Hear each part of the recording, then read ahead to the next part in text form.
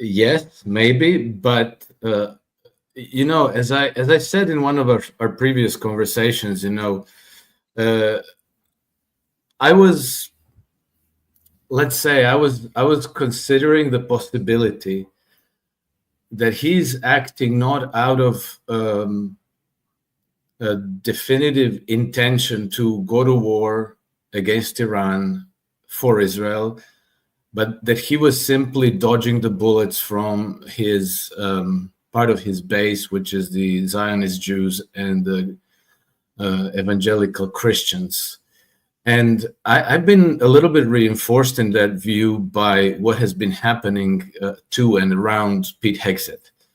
Because some days ago, he was among the people who voted against launching an attack on Iran. And we have seen the absolutely hysterical attacks on him for that. And and this wasn't even about whether the administration supports Israel or not. This was about whether the administration will do the dirty work for Israel in Iran and expose itself to a massive risk in probably a future quagmire that the United States military would lose in the Middle East. And still, even let's say, a moderate, reasoned opinion that it's not a good thing to attack Iran at this time, provoked an absolutely hysterical reaction. I think that this is not just a mild political opposition that they're facing there. This seems to me like a fanatical faction in the U.S. political class, which are very strongly backed by the mainstream media, and they are now contriving this whole narrative around Pete Hegseth and support for Israel and hostility towards Iran. And I think that the result is that Pete Hegseth now has to display toughness against Iran. But what you mentioned, the U.S. Navy losing an aircraft, whether the Houthis downed it or whether it was really lost because it rolled off the aircraft carrier while it was making a turn. This is showing you that if the United States is having such a hard time with Houthis in Yemen, what could they expect if they provoke Iran into defending itself to the full of its capability? So I think that what we're experiencing now is again a political struggle that's going on in the United States. On the one side, you have people who want to cut deals, avoid further warfare. And I think that Donald Trump is in that camp. And on the other side, you have these messianic fanatics who, for whatever their reasons are, we know something about this, want this war. And this war could plunge humanity into a nuclear Armageddon. So I think that it's ongoing, but I think that ultimately they're going to have a very, very hard time getting this war, not only because Trump's political faction might prevail for the time being, but also because I believe that in the bowels of the Pentagon and in the US military, there's an awareness that they're not in a good position to fight a war against Iran. And I think that the result is that the US military itself is very reluctant to get enmeshed in something like this.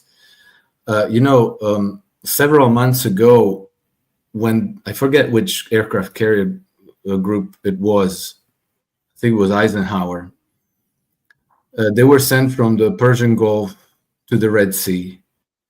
And there, mysteriously, their oiler, their fuel supply vessel ran aground, and so the whole group couldn't be deployed. And that is such a strange event that I have to ask myself, was this done on purpose?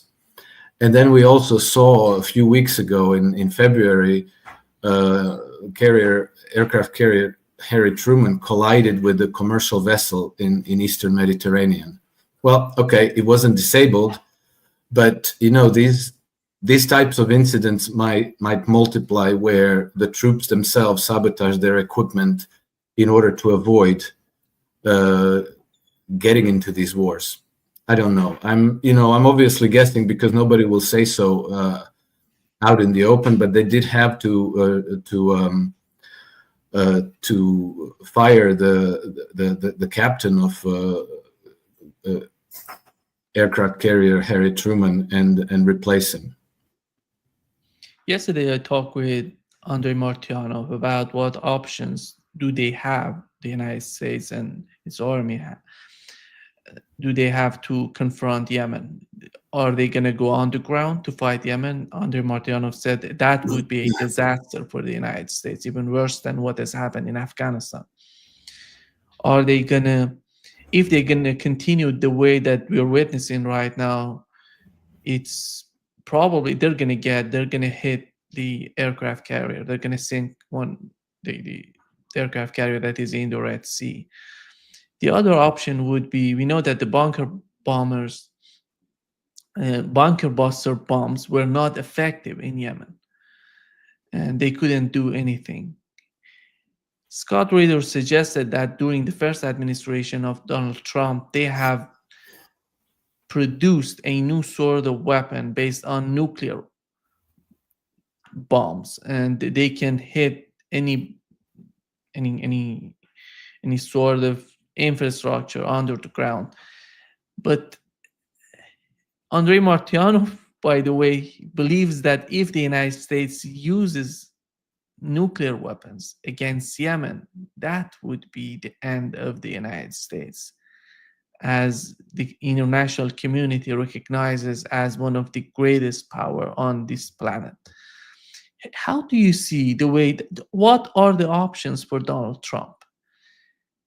Don't you see that the option with Israel would be much more easier to somehow convince Israel or put pressure on Netanyahu instead of going to war with Iran, with Yemen, with all the countries in the Middle East? Yes, it would be, obviously. You would have to put pressure on Israel to allow humanitarian aid to be delivered to the Palestinians and to pressure Israel into stopping bombing of them.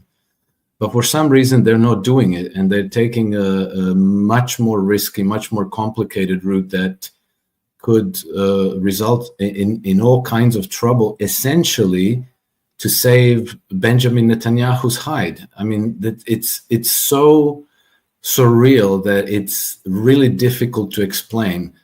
I can venture two explanations, which are my own. I'm guessing, but they make more sense to me than what the administration appears to be doing now. One is that they're simply placating, appeasing the pressure from these pro-Israeli fanatical supporters. The other one would be that they are taking advantage of the situation to strike another blow against Europe by cutting off the Red Sea trade route, which is probably inflicting some limited pain, but it's kind of consistent in the administration's treatment of the Europeans. For the rest, it makes barely any sense at all. So I find myself wondering, are these people completely stupid, or is there something that is affecting their calculus that we're not aware of? Some variable that we're not quite aware of. I wouldn't also take. I also suspect that there may be some level of coordination between the U.S. administration and the Russians and the Chinese, and that's based on so many hours that Trump had Steve Witkoff sit down with President Putin in Russia. I believe that there are other backroom communications going on. Trump himself said that he speaks with Xi Jinping not once but He said a lot. I speak to him a lot. So, you know, I try to go zoom out to the big picture, and I know that, you know, the Chinese and the Russian agenda is to completely overhaul the security architecture in the region. And it seems to me that delay, you know, Israel is a real problem in that sense.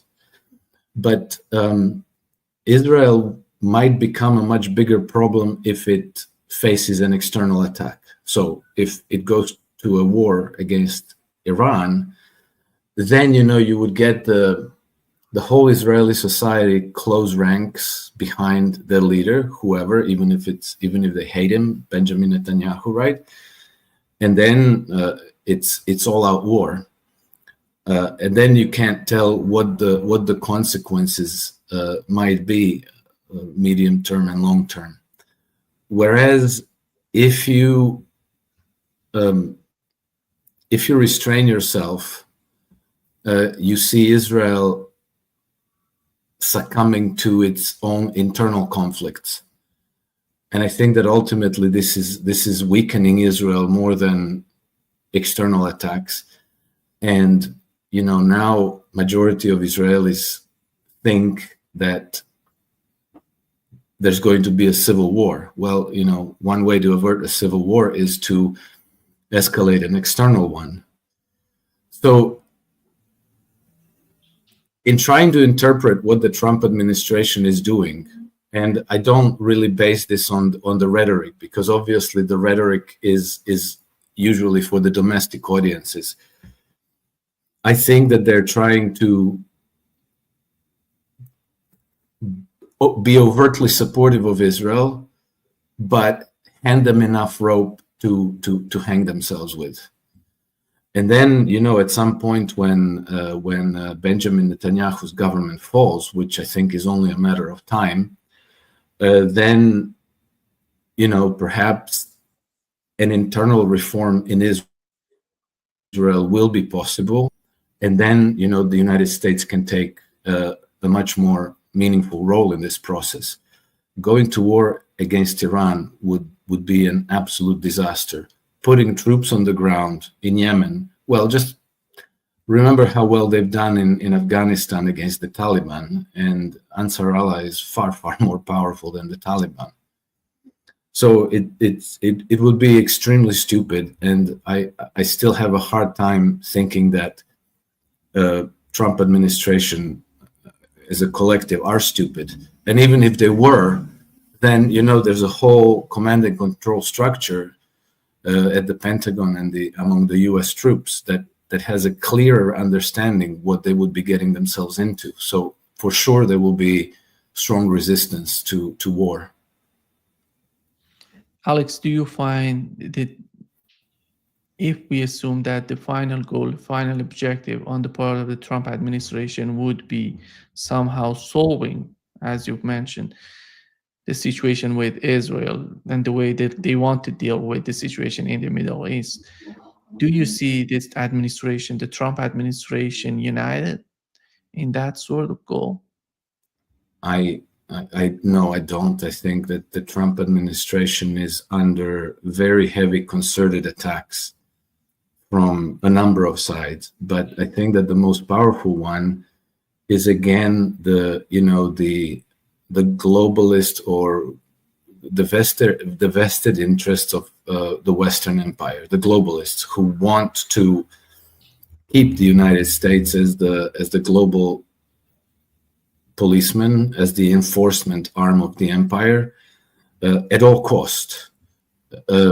One thing that is very clear to me, and where I'm in no doubt, is that Trump absolutely wants to end this. That he, you know, we had explicit statements from the administration that they are embracing multipolar integrations, that they consider the post-World War II global order as being adverse to the United States, and that it is used against their enemy as a weapon against the United States. So it's clear that Trump wants to extricate the United States from all this. But the globalist forces are in control of the media. They're in control of the EU, of Great Britain, of all the vassals of the United States. And this is why we also have in other parts of the world, especially Europe, these social tensions where the populations of Europe are more aligned with what Donald Trump wants to do. That is, they no longer want to be cannon fodder for the empire, and the ruling establishments in Europe are desperately trying to perpetuate the wars, keep them alive, escalate them, and making sure that the United States stays on board. So these are going to be causing strong rifts in the United States. I think that the U.S. economy is fragile, and this could be Trump's Achilles heels. So there's very, very strong headwinds that they're going to be facing, regardless of what happens day to day on the geopolitical plane. Yeah, we had finally Donald Trump could achieve a deal between the United States and Ukraine, and they have signed a mineral deal. Here is what they have reported on Fox News and the way that they see this deal. Efforts at production of critical minerals and even hydrocarbons, we will jointly invest, or there will be in the dollars that will invest into the country, and eventually the proceeds will go to helping fund Ukraine's effort to have military assistance, which ultimately is absolutely necessary to deter an eventual Russian reinvasion. And over time, as these new projects yield, honestly, a return, the United States will benefit from those particular financial comebacks. So that's good for us. This sort of delivers on what Donald Trump said about putting America first. It helps us get paid back for the support that we give the Ukrainians, and it gives us an economic stake in critical minerals that we absolutely need for the military, for batteries here in the United States, and other advanced manufacturing capabilities. So I do agree with the president. I think it's a win-win situation, and it's something he should be proud of. And I think it ultimately helps with deterrence and security in Europe. Yeah, with deterrence and security in Europe. Alex, look at the deal between the United States and Ukraine. They're not going to pay anything for whatever the United States has paid them so far. And they're going to talk, this deal is about the future and how they're going to participate, how they're going to cooperate with each other. And when you look at the deal, the essence of the deal is the United States is going to continue sending weapons to Ukraine. This is not about Donald Trump, Alex. This is about Ukraine and Russia and the future of the security architecture of Europe. Donald Trump is about just 4 years in power in the United States, and he's going to be gone, and someone else would be in power in the United States. These are huge concerns on the part of Russians and the way that this deal going to be signed. How do you find it right now? Don't you think that Donald Trump is just making a new front, a new sort of problem for Russia? I don't really think so. I think that the math of these deals is crystal clear to the Trump administration. And as we've discussed it before, what this gentleman was talking about basically presupposes the United States providing a security guarantee for the Zelensky regime or for another government that's aligned with the West, so that they could, with the American troops and American armaments, protect these deals. The ability of Western interests to plunder and pillage in Ukraine. But the downside risk of that is that the United States is taking on a risk of a nuclear war against Russia. At the same time, Trump, through Witkoff, is discussing other kinds of deals with the Russians. Russia has, first of all, Russia already controls the bulk of the natural resource wealth of Ukraine, which is in Donbas. Donbas before the war accounted for close to 80% of the Ukraine's GDP. It's where most of the gas reserves and coal reserves and other resources are concentrated. Russia already provides security for that. Vladimir Putin has explicitly said that they welcome the United States to join Russia in developing these resources and benefiting from them. So again, it's the choice between two deals.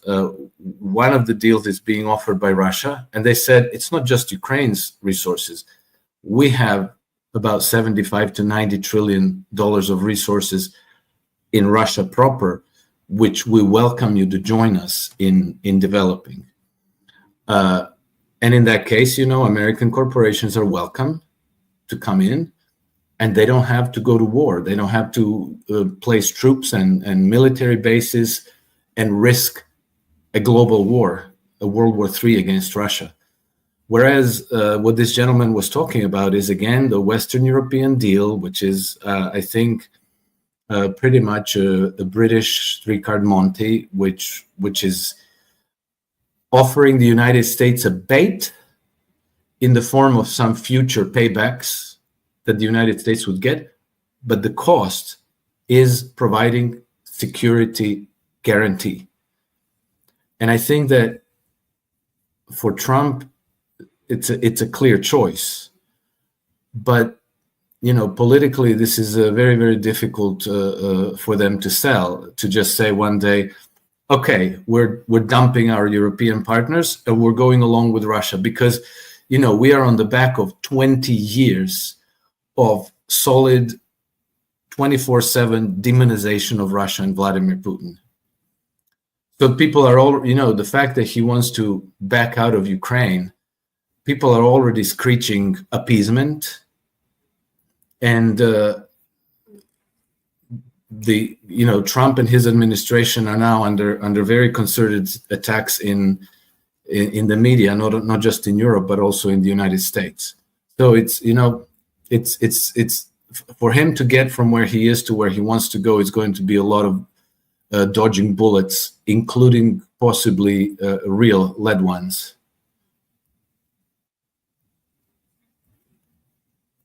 Do you find it easy for Donald Trump to control Zelensky after this deal? Or because here is what came out in the Financial Times, and we know what does it mean when it comes in the Financial Times. It says EU prepares for the US withdrawal from Ukraine talks. They're preparing for everything in Europe. They're doing everything to avoid a Ukrainian settlement. Russia knows that. If you look at Russia, the way that Vladimir Putin, they have changed their policy. They want to talk with Ukraine. They want to talk with the administration in Kiev, because they're finding somehow it's going to be difficult for Donald Trump to deal with Zelensky. And it seems that Zelensky is influenced by Europeans much more than Donald Trump. That's why Russia is willing to come in and talk directly with him. How do you see this sort of triangle that is happening right now? And here is what, by the way, what Donald Trump said about the meeting he had in Italy with Zelensky. What were you and Zelensky talking about when you were nose to nose in the Vatican? I was telling him that it's a very good thing if we can produce a deal that you sign it, because Russia is much bigger and much stronger. Russia is just chugging forward. It's a big, strong country. By the way, not nearly as strong as the United States, because I rebuilt our military in my first term. They gave a lot of it away in Afghanistan, and Afghanistan is one of the reasons we had an incompetent president, grossly incompetent. He should have never been president. But we had a man that didn't know what the hell he was doing in Afghanistan, showed the stupidity of our leader. Hate goes the way that. Yeah, it's very interesting, Nima, because you see, Trump is consistently reluctant to talk about Ukraine, and here, after about 10 seconds, he gave himself a detour into Biden, Afghanistan. I built up the U.S. military, blah blah blah. He completely diluted the answer. He never even answered the question. I think. Look, I really believe that this whole back and forth about the Ukraine deal, and especially the payback through the minerals deal and all that, I think it's trolling. I think that you see that Zelensky continuously is dodging the deal with the United States. They were supposed to sign it a few days ago, and then again there was a last-minute problem, and they didn't sign it. They can't do it because Zelensky already signed over the bulk of Ukraine's wealth over to the British. But we have the news that they have signed it, Alex. When? Yeah, yesterday or today. Yesterday, I assume. Here it is. Let me check it out. It was yesterday. Alex. Yesterday? Yeah. Oh, they have signed the deal. I think I overslept. Yeah, they have signed the deal. Yeah.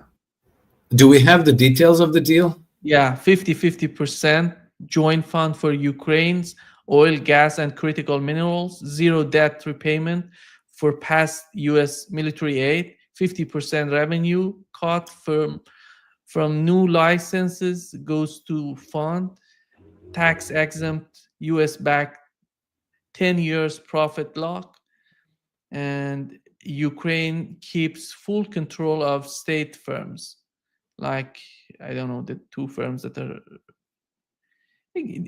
That's why I'm talking. That's why I'm saying, Alex, that it is the endless support and sending military aid to Ukraine. The outcome is nothing. There is nothing about the past. They're talking about the future. As you've mentioned, the most of the minerals are located in the Russian-controlled areas. Ukraine doesn't have much to offer to the United States, but the United States wants to stay in Ukraine somehow. Its influence. That's why it's of concern, in my opinion, for Russians if they assume that would be a problem for them in the future. Okay, well, this is the new element, and I thought just yesterday I read somewhere that there was a last-minute problem why the deal wasn't signed. So it was signed. Okay, so I will make a guess that this is a deal that the Russians will honor if they take over the Ukraine. If the next Kiev government is realigned with Russia, that the Russians will honor this deal. Let's see what happens. I think that the key problem in this whole equation is whether the United States has to provide security guarantee, and for which government. If it's a Russian-aligned government, that it's not necessary Russia is going to be in control. But if the United States has to provide security for a government that's adversarial to Russia, then that implies risk of war between the United States and Russia. So I could be wrong, but I'm assuming that the Russians said, we're okay with this. If you sign this deal, whoever comes next after Zelensky, we will honor your deal. And I think that maybe this is the part where Trump frequently says, I trust Vladimir Putin. And then, what happens then is the United States gets the deal and doesn't have to take the risk of going to war against Russia and guarantee Kiev's security. Yeah. And how about the role of Europe? We know in the talk that Macron trying to influence the situation in Ukraine. United Kingdom is trying to do everything. But is the situation, you mentioned the way that Donald Trump is just trying to do everything, but is the situation under the control of Donald Trump? I ask you why Russia has changed its mind toward Ukraine. before they were talking about, we are not going to talk with Zelensky and his administration. Yesterday, we learned Peskov said that the Ukrainian army is not in full control of Kiev. These are huge messages from Russia. Russia is concerned of these sort of details that are much more important for Russia than those ones. And who's Zelensky, who's behind Zelensky.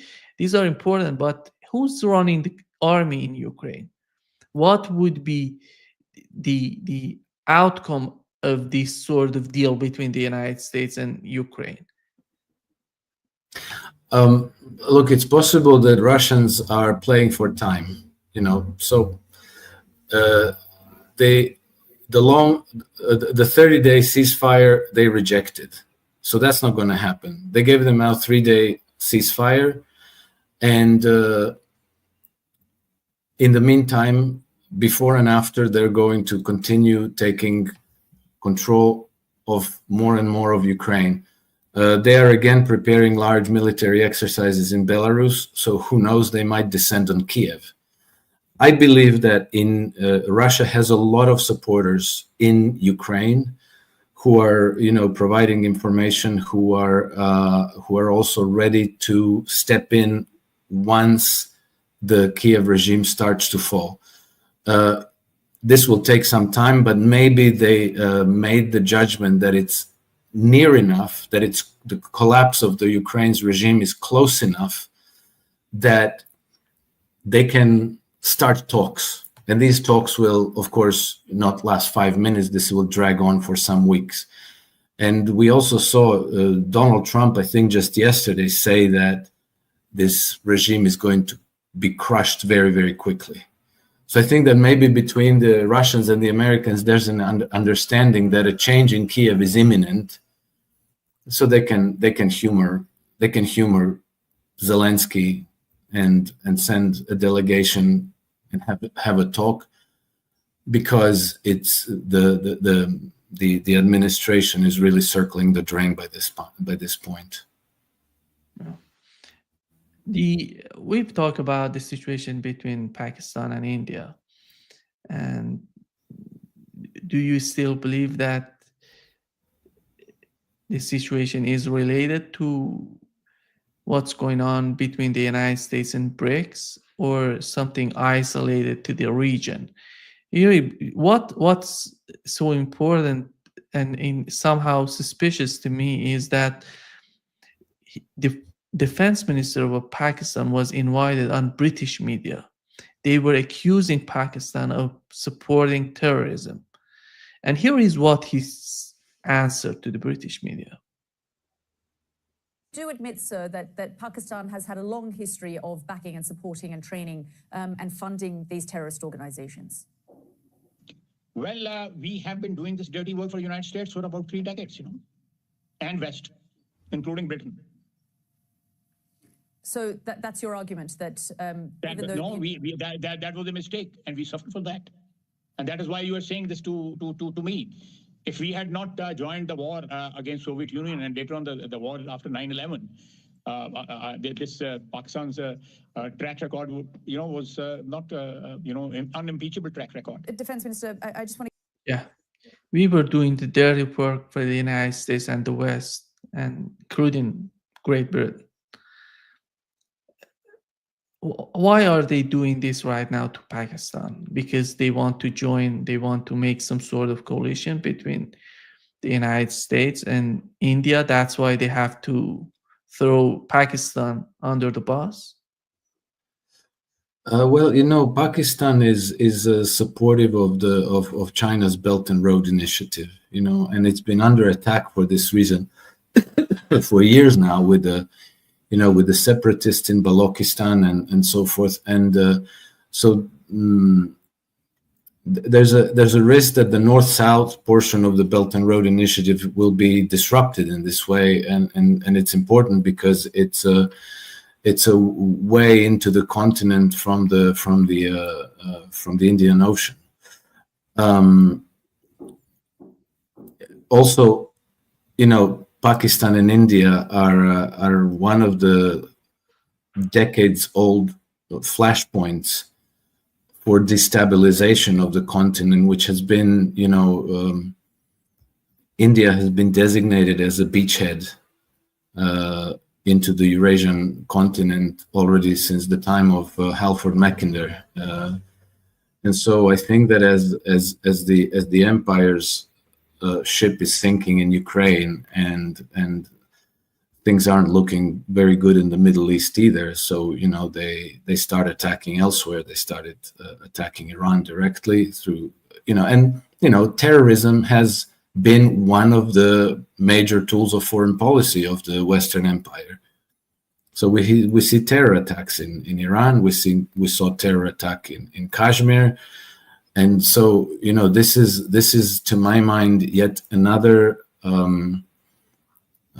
blow to destabilize the region, to foment wars that will weaken the region, or where the West can step in as savior and creditor and arms salesman and so forth. It's a very old playbook.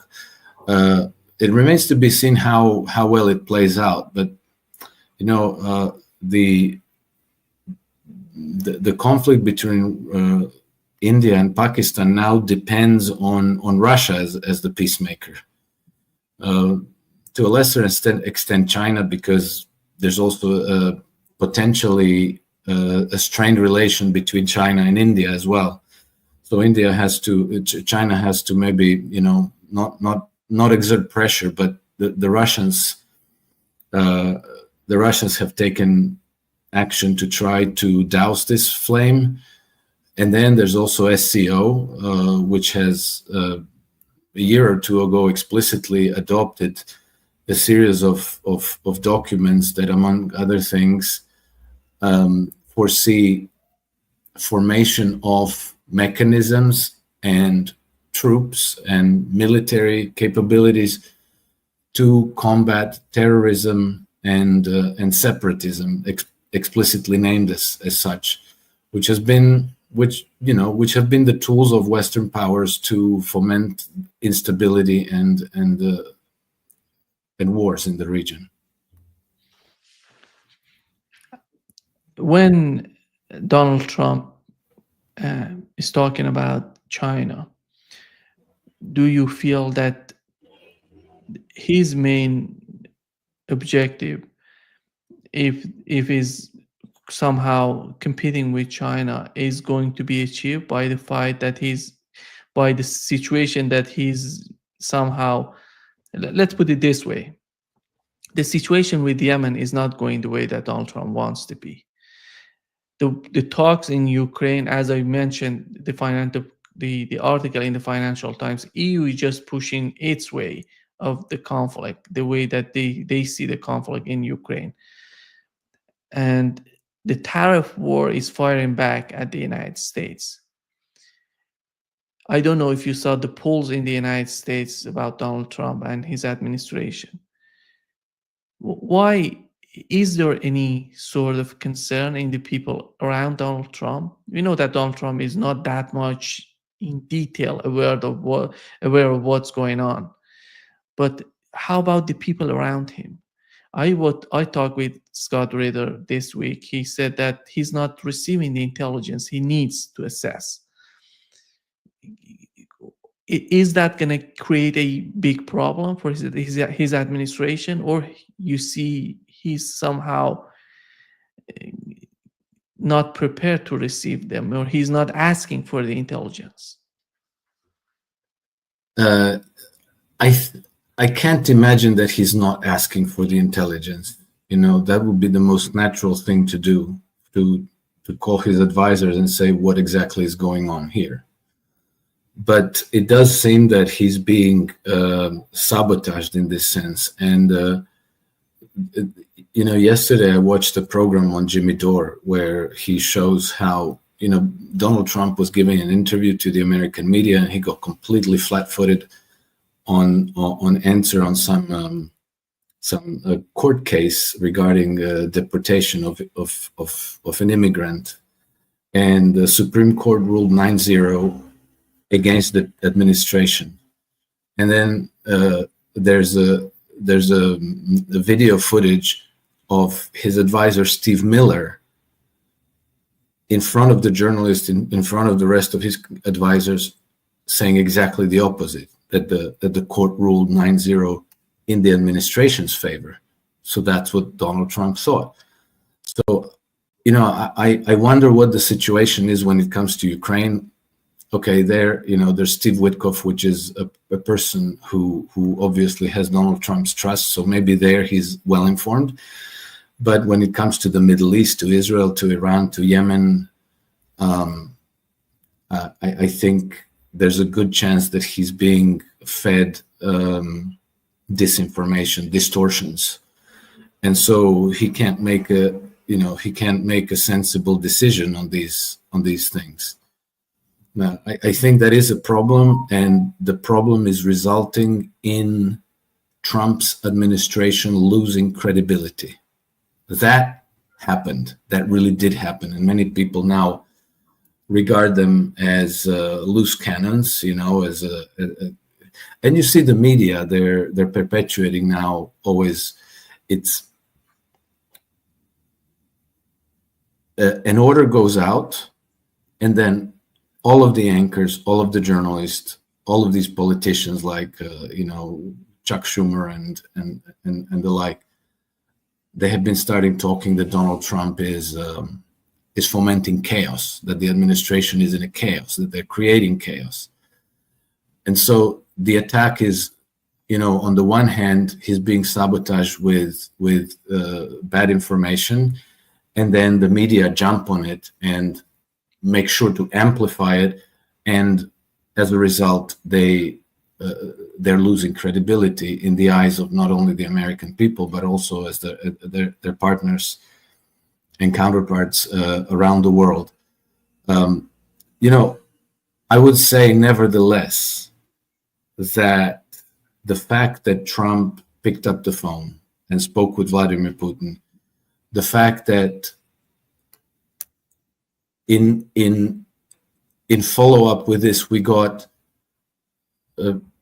Russian Foreign Minister Lavrov addressed the American audiences directly for a 45-minute interview, are extremely important developments, which, until Trump were next to impossible. Literally, since Vladimir Putin came to power, it's been non-stop demonization and practically complete shattering of diplomatic relations between the two powers. Imagine having Lavrov on CBS to have an interview. Yeah, I know, it's unthinkable. And I'm as disappointed about certain things that Trump has done as anybody. Bombing of Yemen, the fact that Gaza is being bombed again, that people there are being starved deliberately, collectively. This is almost unbearable. But I would wager that if Kamala Harris won the presidency and was in the White House today, that the U.S. administration would probably resemble Starmer administration in the UK. That you would have people being arrested for wearing the wrong T-shirt, or for singing Kung Fu Fighting, or for praying silently on the street. So I think that we have to acknowledge that for all his flaws, Trump is trying to do certain things right, and one of them happens to be maybe the most consequential for peace in the world, and that is U.S. relationship with Russia. With the case of Iran, Alex, we've been Russia supporting Iran. The Chinese foreign minister yesterday said that they're gonna support Iran's sovereignty and Iran's right to have nuclear program. On the other hand, Netanyahu is putting pressure on Donald Trump and his administration. He wants to just destroy everything related to the nuclear program of Iran. And Witkoff is the key here. Do you feel that from what we've seen so far in Ukraine, with the case of Ukraine, do you feel that Witkoff would prevail over the Israeli lobby in the United States? we know that he was, after the first and the second talks between the United States and Iran, he was somehow changing his rhetoric. Then he came and just it seems that the latest talk between the two parties was positive. That's why the technical teams are communicating with each other. But how do you find it still difficult to reach a deal? We know that both parties want a deal as soon as possible.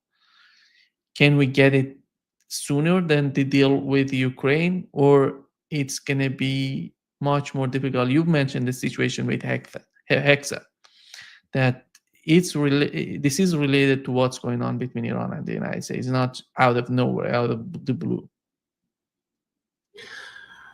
I expect that it will be difficult, not because it should be difficult for Trump to find a deal with the Iranians that is mutually acceptable.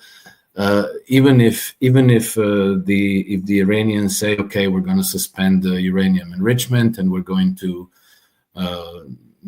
allow inspections, and the Russians were going to do enrichment for us and ensure that it cannot be weaponized and so on and so forth. But because it will be a difficult sell domestically, exactly because you have these hysterical fanatics who desperately want the United States to go to war against Iran, cost it what it may. And they don't think of it as going to war against Iran. They think it's going to be easy, that it's going to be just a matter of dropping bombs, and then there's going to be a regime change, and then they're going to bring the Shah, and everybody's going to live happily ever after. But that's very, very unlikely to happen. And I think that if I understand that, probably a lot of people in the administration understand that as well. So again, it's much better to cut a satisfactory deal. I think that the United States has wanted to maybe get in and participate in Iran's oil industry and build nuclear reactors for Iran, which are, not the greatest deal for Iranians, because U.S. nuclear technology is now uncompetitive. It costs about 5 times what the Chinese nuclear technology costs, but it's still a lot cheaper than going to war. So, the Iranians could agree to some of that, and they could shake hands, sign the paperwork, and everybody's happy. The problem is in the United States. It's a political problem at home. Yeah. Alex, we had the CEO of NVIDIA visiting China. And I'm sorry, Nima, CEO of who? NVIDIA, yeah. Right. He was visiting China, and he was asked about how advanced is China, and here is what he answered. How high do you think China is? China is not behind. Anybody ahead of you? China is right behind us. I mean, we're very, very close. But remember, this is a long-term. This is an infinite race. There's no, in the world of life, there's no 2-minute end of the quarter. There's no such thing. And so we're going to compete for a long time.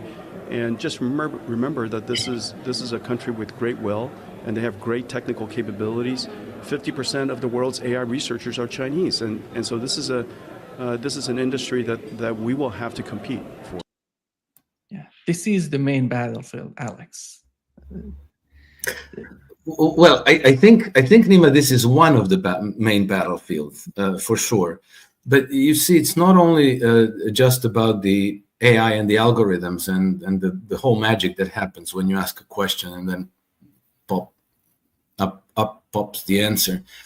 It's also about generating sufficient electricity and having the infrastructure to accommodate all that. And the Chinese approach is kind of a state-directed approach. They put a lot of thought into it. They publish their 5-year plans. They think it through very carefully, whereas in the United States, it's mostly driven by private capital, which is not focused on 5-year plans or maybe 20-year, 30-year plans like the Chinese. They're focused on quarterly earnings reports. And so, you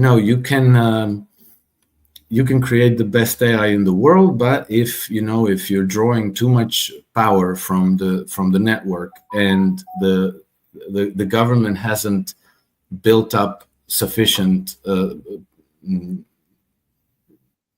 infrastructure and power generating capacity, and the private sector hasn't either, then what do? Do companies like Google and NVIDIA have to start building their own nuclear power plants? Because that's what's being talked about as well. At some point, it becomes a little bit inefficient, So I think that China has a certain advantage in this respect, and I think it's not lost on these companies. And so why is he in China? Maybe because at some point it'll make sense to put some of their technology development in China and domesticate it there. Do they feel that they're separated from China, or because he was talking about competing with China, but how? Well, yes, but that doesn't have to be an adversarial process. It could be competitive against China in the same way that Chinese companies are competing between each other. It doesn't have to be we need to bomb you in order to prevail in this competition. The United States in terms of technology and AI is still the world leader, or if there's nobody more advanced. Maybe China is very, very close, and maybe China will overtake them, but this is not the case at the moment. So United States has very good predispositions to participate in this competition, but again, it's a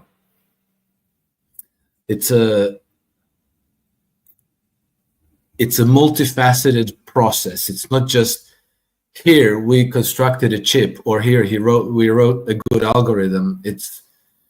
There's a whole background to it: the infrastructure, the power, the new power generating technologies.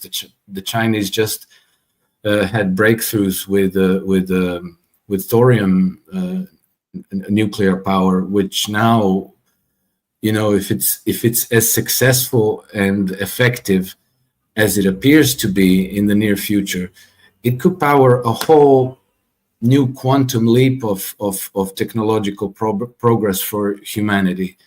And it's made possible that way because that there is that thought through central planning, where all the components are being put together in place, and the government subsidizes investment into all these sectors of the economy. And in the United States, it's all still dependent on private capital, which is looking at near-term returns, and then something that requires massive investments that will maybe be paid off in 20, 30 years, then these things, as a rule, remain underfunded, and then you're in a weaker position to compete with those developments that depend on whole of society, kind of almost whole of economy investment. You've mentioned the importance of energy and infrastructure. And how about the situation in Europe right now?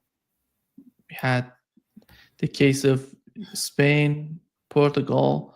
It's a warning for Europe. Yes, it's a bit of a mystery. I've read some explanation. I don't know if they're true, but my only comment with respect to Europe would be that they've invested hundreds of billions of dollars into renewable power sources, including solar, and now their next idea is like, hey, let's dim the sun.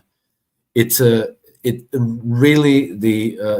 inmates have taken over the asylum. Europe is placing itself to become the world's tourist resort, and a museum. And I think that our competitive industry will be, bartenders, waiters, and chefs catering the tourists. I don't see, other than these trillions of euros that they now plan to invest into military industries, I don't see where Europe is excelling at all. Yeah, the tragedy is with the case of Germany. They're not talking about their industry, but talking about their military and the future of their military. Yes, they're pushing very hard on that. They're pushing very, very hard.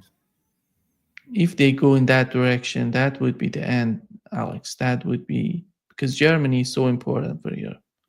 Yes, well, that is that is pushing us into World War III, And then what do you get? You get a devastated continent with a devastated economy. We're back to 1917, back to 1945. But, the ruling establishment, this is what they're dead set on. And, now it looks like in Romania, they may end up losing after all. And I think that we're going to see more and more pressures for Europe to simply disintegrate and go the way of Soviet Union.